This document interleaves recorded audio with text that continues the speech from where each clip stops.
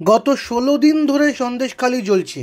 যে এলাকা বসিরহাট লোকসভা কেন্দ্রের অন্তর্গত, যে লোকসভা এলাকার তৃণমূল সাংসদ নুসরাত জাহান, কিন্তু সেখানে একদিনও সাংসদ তথা অভিনেত্রী নুসরাতকে দেখা যায়নি তিনি গ্রামে গিয়ে এলাকার সাংসদ হিসেবে মানুষের সঙ্গে কথা বলছেন। তবে এই ১৬ দিন ধরে নুসরাত সক্রিয় থেকেছে social media, Twitter, Facebook, Instagram, এই ৩ মাধ্যমেই রঙিন উপস্থিতি রয়েছে নুসরাতের।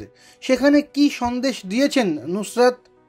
৩ মাধ্যমে তার পেজ হ্যান্ডেল দেখে একটা বিষয় স্পষ্ট: নুসরাতের জীবনে প্রেম আছে, চুম্বন আছে, যশ দাশগুপ্তকে জড়িয়ে ধরা আছে, অল্প বিস্তর রাজনীতিও আছে, কিন্তু সন্দেশখালি নেই, কোথাও নেই। এই ৩টি মাধ্যমের মধ্যে ইনস্টাগ্রামে নুসরাত সবচেয়ে বেশি সক্রিয়।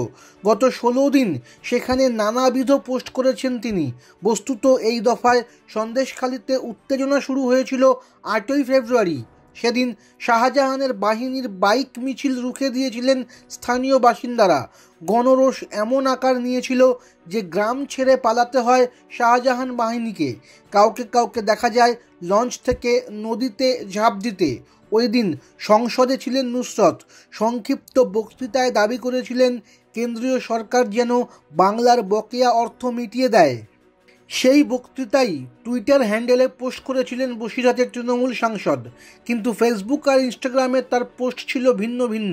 ফেসবুকে প্রপোজ ডে উপলক্ষে একটি পোস্টার পোস্ট করেছিলেন অভিনেত্রী, আর ইনস্টাগ্রামে তার পোস্টে জায়গা পেয়েছিল এবং তার সঙ্গী যশ দাশগুপ্তের নতুন ছবি সেন্টিমেন্টালের একটি গানের ৩ মিলিয়ন ভিউ হওয়ার সেলিব্রেশন। বস্তুত এই ১৬ দিনে সন্দেশখালি নিয়ে কোনো সন্দেশ সোশ্যাল মিডিয়ায় দেননি নুসরাত।